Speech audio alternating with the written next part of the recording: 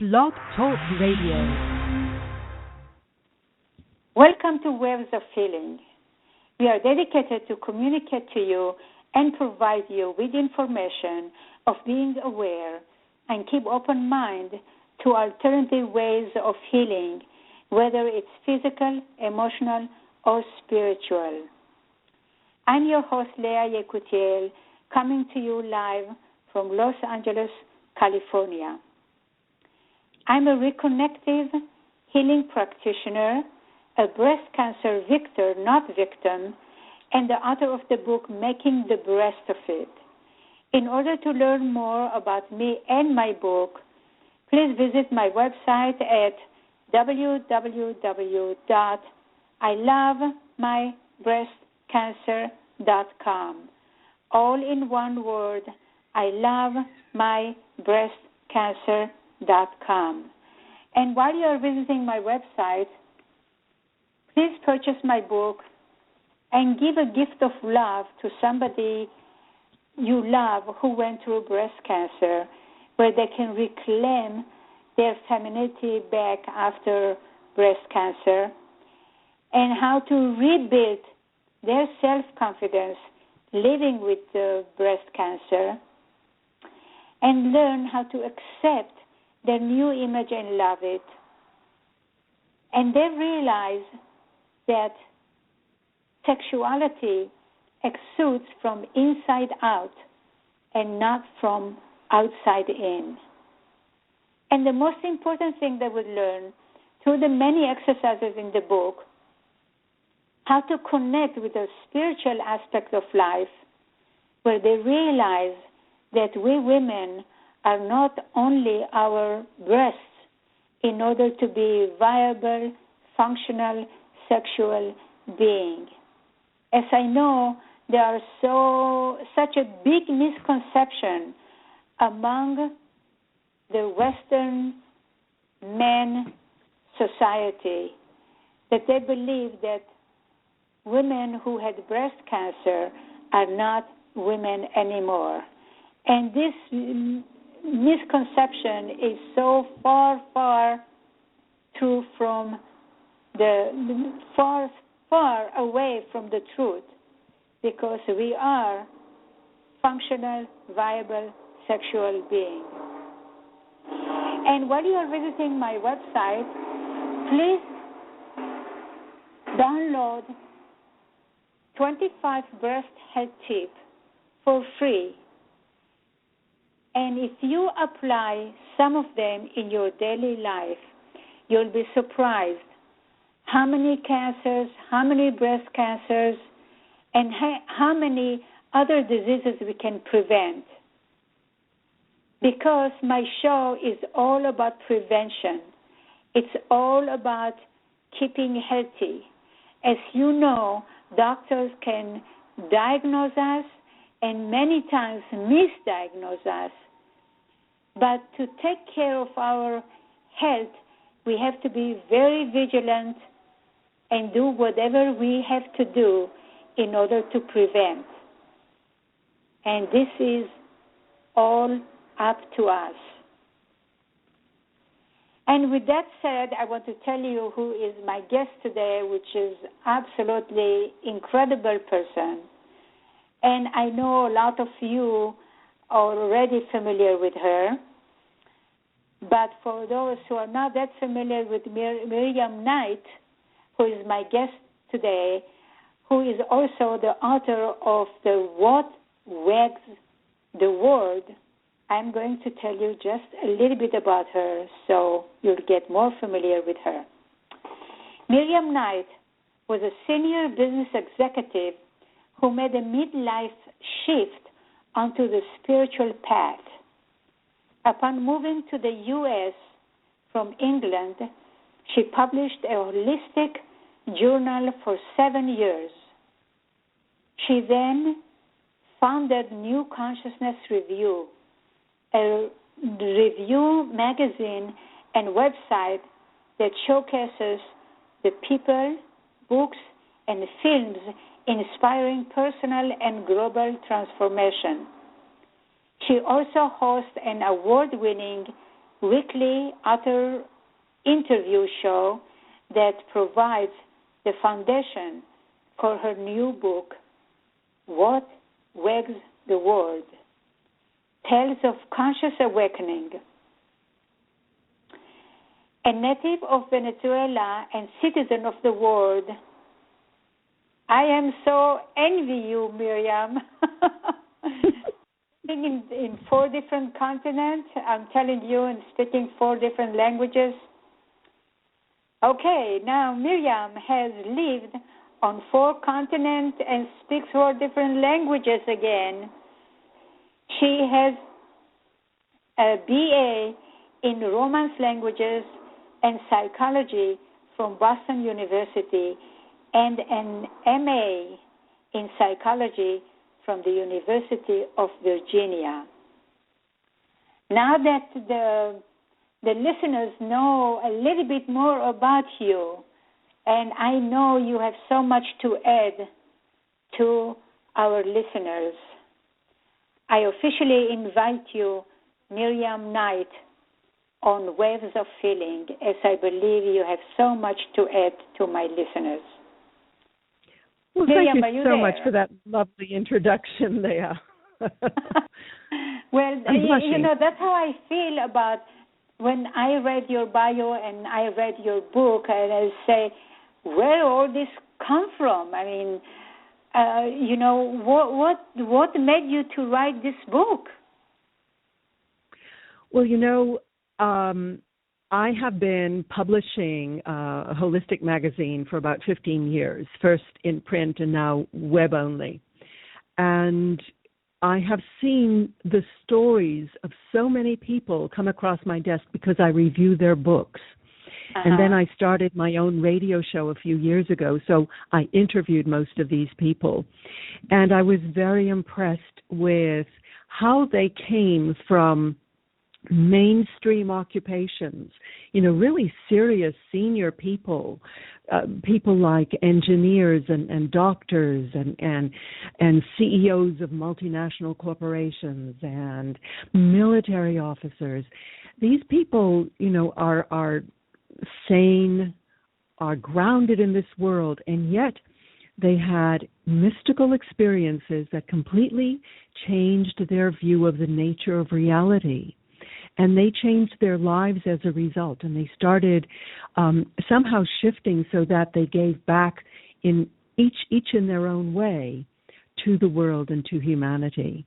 And I just felt that their stories needed to be told. Well, I want to tell you, while I was reading the book, I was very, very impressed.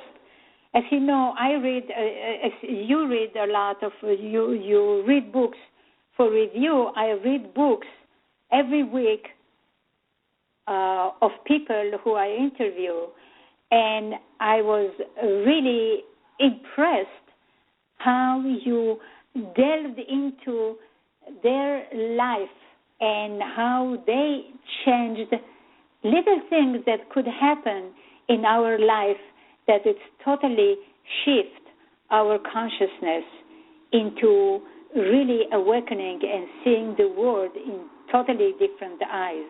And you did it in such a tremendous way, which I really applaud you. Well, thank you. No, I'm telling you, it's just eye-opening, because a lot of people feel that we are in a materialistic world, and we become to be our car, our home, and you came across with all the stories of these people that you wrote in the book, that this is just accessories, nothing more than accessories. And it came out. Leah, the conscious awakening happens in so many different ways that I wanted to bring out the different triggers for it and the different ways that people express it. But I ask them all the same 3 questions, and the answers are very different, and that's what you're reflecting back. I ask them, what was the experience that you had? that somehow changed your view of the nature of reality? Number two, what insight did you get as a result, and how did that change your life? And then three, what message do you have for the reader? And, you know, as you already noticed, the answers were very different, but there were some common themes. I'm curious, what were the ones that you resonated with most? Well, all of them, they have their own way of awakening. Exactly. Or their own way. Because when the person is ready, that's how I felt. When the person is ready, something triggers in their head, something happens in their life. They encounter some kind of experience that they start asking themselves a question. Is it the real life? And that's what I got from all the questions and answers that you asked and they gave you. And it was so... And I want to point out that everyone is having these experiences, but too often we just think that it's our imagination or it's a coincidence or, you know, it's really, really strange and I don't know what to make of this experience, so I'm going to tuck it away in my subconscious because I don't want to deal with it because it's too scary. Yeah, so very it good really point. takes a lot of courage to come out, not only to come out and talk about it, but to write a book about it. Yeah, and share their experiences. This is a very courageous thing that you did. Now, well, not that I did, but that these people did, because each one of them has their own book. That's how I came to know them.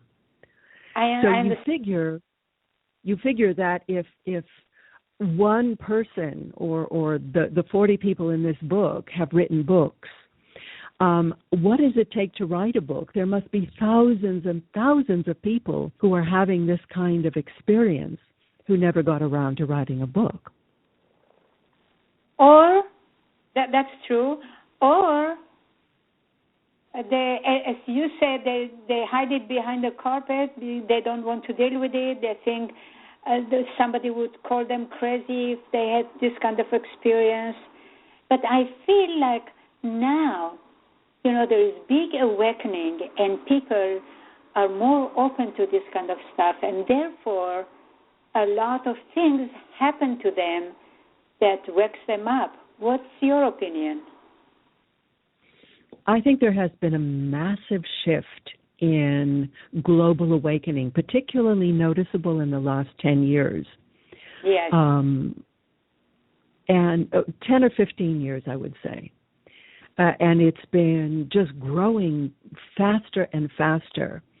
And what is so interesting is that, you know, people who have what modern society would call everything, have it all, have success in business, have the designer family, the mansion, the yacht, the vacations abroad. And somehow they have this divine discontent. They are not happy. They know something is lacking in their life.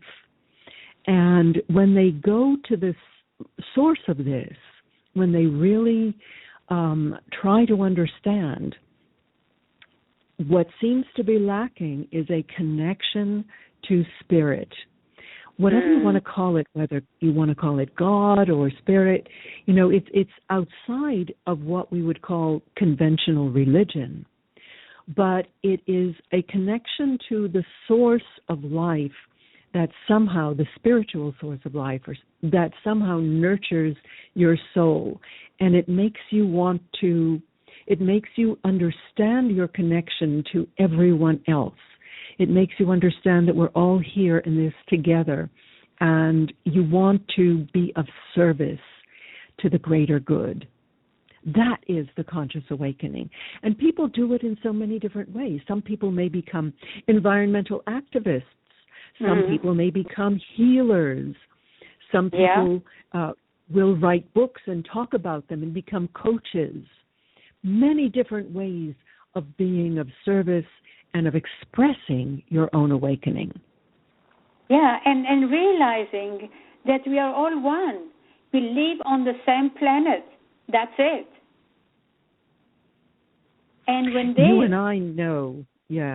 I know with our connection to Israel and to the Middle East, how destructive it is to allow yourself to be pulled into these sectarian beliefs that separate man from man and that allow, kind of condone acts of terrible violence and dishonor.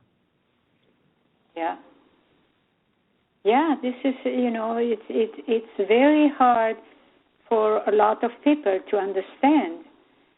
And when we go out of the ego and look a little bit further, expand in our consciousness, we realize that we are all one. And we are here for a reason. Each one of us is here for a reason, and we have purpose. We choose to be here, and therefore we have a purpose.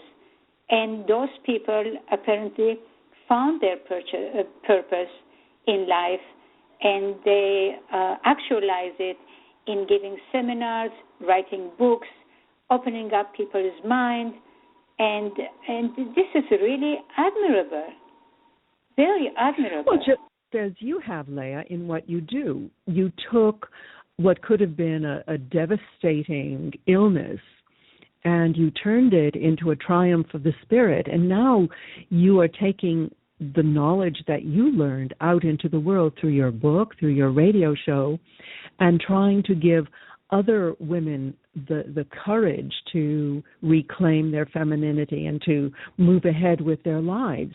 This is a prime example of the conscious awakening. Well, thank you. Thank you for acknowledging it. Miriam, you are writing about all these people who reach their consciousness and know what they're doing and wanting to help other people. And they had extraordinary experiences. How about you? You see, I was looking in the book about your paranormal experiences, and you did not write anything about yourself. So can you tell us a bit about that? Well, actually, I had an experience secondhand. It was when we were in London, and a dear friend of ours killed himself. At the time, I was a corporate executive. My husband was a merchant banker, and we were about as far from the spiritual life as you can be. We were very grounded in the material world. And when this friend apparently regretted his action and started trying to communicate to his son through my husband. We had been with him the night before he killed himself. And this had the effect of kind of blowing my husband open psychically. And he started to be able to see things about people. He became clairvoyant. He had a business acquaintance who he saw at a crossroads between the cemetery and a hospital bed. And he knew instinctively that he was very sick and he had to get a message to him to see a doctor right away. And he did convince him. The guy went to the doctor the next day and he found 3 coronary arteries were completely blocked and a 4th one was partially blocked. Wow. And my husband saved his life. So that got our attention. Wow. Yeah, it could be a really serious awakening. Oh, what's happening here? Why are we here? And it is scary at the beginning, because you think you're going crazy. if it had been happening to somebody who was further, apart from me, I would have been a lot more skeptical. But when it happens to someone close to you, you start trying to understand these phenomena. So we started reading everything we could, and eventually we both changed what we do in the world, and we both became healers in one way or another. I became an energy healer. My husband became a hypnotherapist. Oh, and we moved to the States because we had been visiting here in Portland, Oregon, and met this wonderful group of healers, and it just felt right. It felt like we needed to be here, so we moved. Oh, that's how it was. Totally a different continent, different lifestyle, different state of mind, totally new life. Absolutely. Mm-hmm. We were talking a little bit about consciousness earlier and stuff like this. And what is God in your opinion, in your understanding? In my understanding, God is the all-pervasive field of consciousness that gives rise to thought and manifestation. That we as human beings, our consciousness is an individuation, a little spark off the divine flame that kind of pulls itself apart temporarily when we incarnate into life on the planet in order to use the physical world around us to experience, to create, to do new things that expand the whole of creation. We are sort of the hands and the eyes of God when we come into physical manifestation to expand the universe. We are the little people. Right? There are also planets and life forms of all kinds. We're just one example. Probably one of the more troublesome ones, I might add. Yeah. Well, I look at it very similar to what you are saying, but I use maybe different words. We are born in the image of God, and I feel like we are extension of God in a way. And there is a spark of God with each one of us, and we have to find it and pursue whatever we feel it's right in order to express ourselves. I think one of the themes that comes across from the stories in the book is that we are, in our essence, consciousness. That our consciousness is what gives us the individual identity, and it's around that core of consciousness that it really is kind of resident in our DNA, that the physical body grows and that we manifest in the world. The versions of or visions of God that people have are human beings' best attempt at describing something that cannot be described. But we have these stories, these myths that arise in order to try to make sense of the unknowable, because in our limited human form, we're fearful beings, and we kind of need a framework to understand ourselves and to understand the world. And as we come around the spiral of evolution in our cultural maturity and in our understanding of the mysteries of the world, we start to get a broader and broader perspective It's like climbing up a mountain. The higher up the mountain you go, the farther out across the world you can see. If you go up into a spaceship, of course, you can see the entire planet. So it's getting this broader perspective and expanding your definition of me, right? The higher you go in your understanding, the more inclusive you are in who you see as your brother and sister. Yeah. It comes out, at the end it comes out that we are all one. But not too many people are reaching that state of mind and acknowledging it, and they don't have the vision to be able to see that. It's a difficult concept, Leah, because you look at yourself and you say, I'm different from him and from her, so how can we be all one? And so the level at which we are one, at which we are connected, is really at the soul level, the God level. Because we are, it's, if you imagine an ocean, each individual H2O molecule in that body of water is a single molecule. And we know that molecules can take different forms. A water molecule can be a snowflake, it can be a droplet of rain, it can be a little block of ice or a gas. But it still maintains its identity. And we still maintain our identity as individual droplets in this ocean of consciousness. But we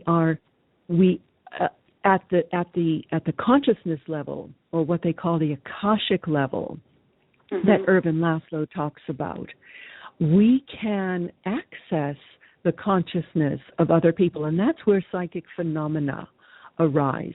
That's how a psychic can see the potential of your future.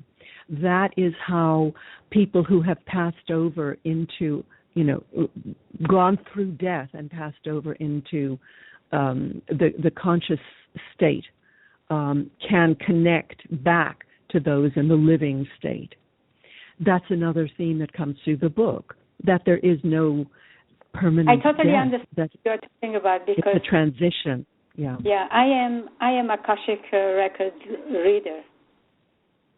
So I know what you are talking about, and I took the course because I wanted to learn more about myself, not particularly read the other people, but while I was learning about myself, I learned also how to read, and this is fascinating. I don't know if you do that and learn it or not, but it is absolutely fascinating.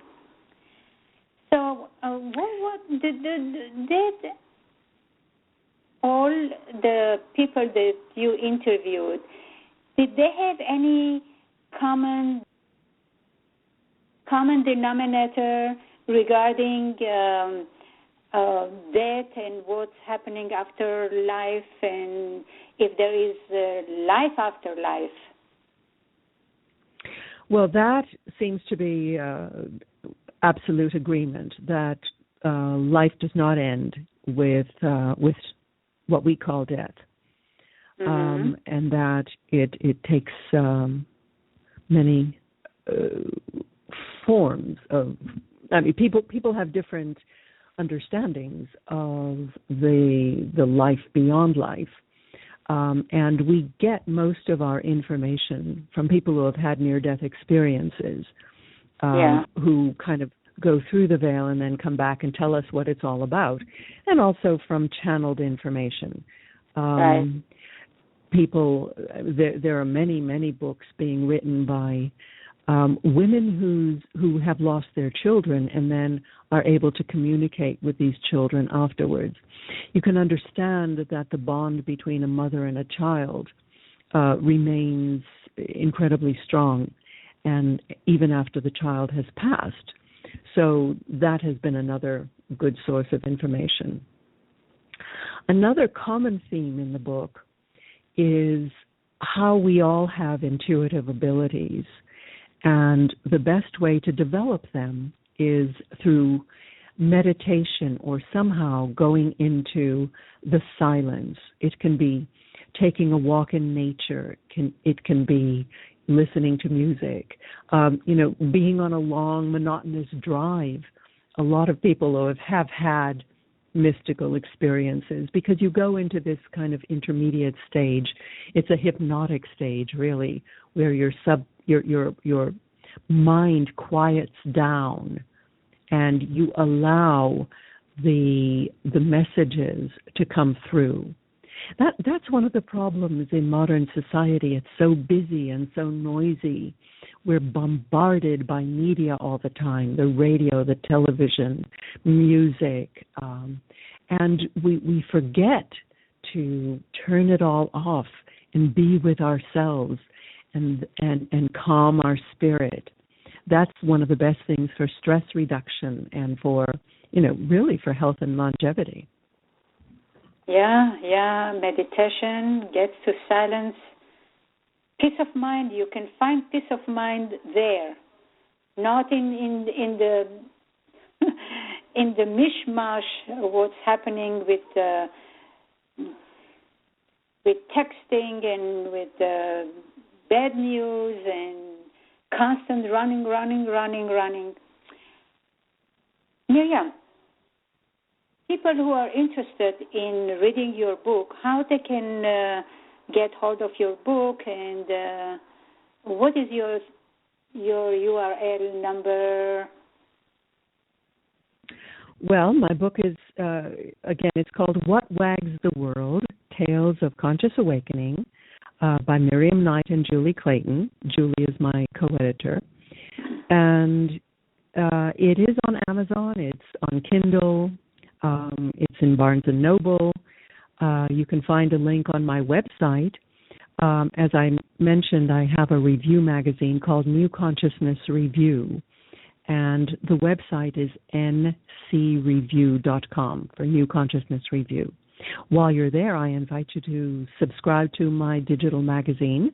It's free, and it's full of really a lot of this kind of information that is most empowering and entertaining, I might add.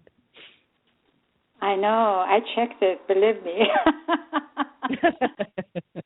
It's wonderful, When I want to interview people, I want to learn all about them. So it's really important for me to go to their website and check everything and see what they are talking about. This is really important. I don't want to have people in my show who are just want to talk or just they've written a book. I mean, what is all the book is all about? This is the purpose of my show. It brings people who can expand other people's mind in order to grow and learn and expand and all kind of things that we are able to do, which we were told from the childhood that we are not able to do. For example, I grew up in a family, in an environment was so chauvinistic that, my brother used to tell me, hey, you go to the kitchen to cook. Yeah, this is funny, but, lucky me, I did not listen to that. I bet he wouldn't try that today. Yeah, but it's nice to know that that there are so many people in the world who are willing to help us. And I know most of the people that you wrote in your book, What Wags the World, they were seminar leaders. They are really a pillar of the society. And that's what we want to create in this world. And this is the purpose of your book, I believe. Absolutely. I mean, we have